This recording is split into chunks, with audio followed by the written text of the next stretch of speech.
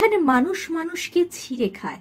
নির্যাতিতার বিয়ের স্বপ্নভঙ্গ নিয়ে লিখলেন অভিনেত্রী তার সামাজিক মাধ্যমের পাতায়।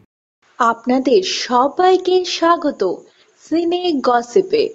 আরজি করে যা ঘটেছে তা নিন্দনীয়। পথে নেমেছেন সাধারণ মানুষ থেকে তারকারা।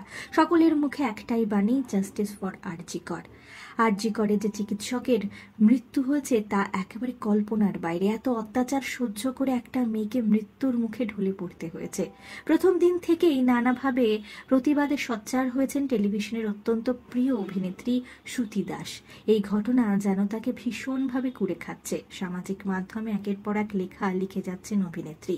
চিকিৎসক পড়ুয়ার মৃত্যুর পর একের পর এক খবর সামনে আসছে, তাতে সকলের হৃদয় যেন ভেঙে যাচ্ছে। আগামী নভেম্বর মাসেই নাকি সেই চিকিৎসকের বিয়ে হওয়ার কথা ছিল। তার স্বপ্ন শেষ হয়ে গেল। শ্রুতি দাস তার বিয়ে নিয়ে লিখলেন তার সামাজিক মাধ্যমে।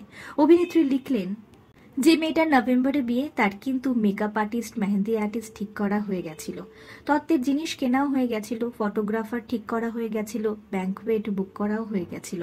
একমাত্র মেয়েটা বাবা মাকে ছেড়ে কি করে থাকবে? হয়তো পেশেন্ট দেখার ফাঁকে ফাঁকেও ভেবে চলতো। হয়তো সেই রাতে মাকে ঘুমোতে বলেও ভেবেছে বিয়ের পর সব দিক সামলাতে পারবো তো এইভাবে। বেনারসিটা হয়তো কেনা বাকি ছিল। আর দিন রাত হবু বরের মাথা খেত, নাকে যেন সিঁদুর পরে, না হলে কিন্তু ছবি ভালো আসবে না। বা হয়তো হানিমুনের টিকিট হয়ে গেছিল তাদের, পছন্দের পাহাড়ে যাবে নাকি সমুদ্রে, নাকি পশু ঘেরা জঙ্গলে। পাগলিটা বোঝেনি এখানে দানব থাকে, দানব। এখানে মানুষ মানুষকে ছিঁড়ে কুড়ে খায়, সাথে তার স্বপ্নগুলোকেও গিলে নেয়। ঘুম হচ্ছে? আমার হচ্ছে না।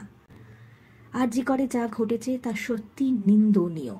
দেশ থেকে দেশের বাইরে বিদেশেও প্রতিবাদের ঝড় উঠেছে। সকলেই চান নির্যাতিতার ন্যায় বিচার। আমরা হলাম সিনে গসিপ। জুড়ে থাকুন আমাদের সঙ্গে, সাবস্ক্রাইব করুন আমাদের এই ইউটিউব চ্যানেলটি।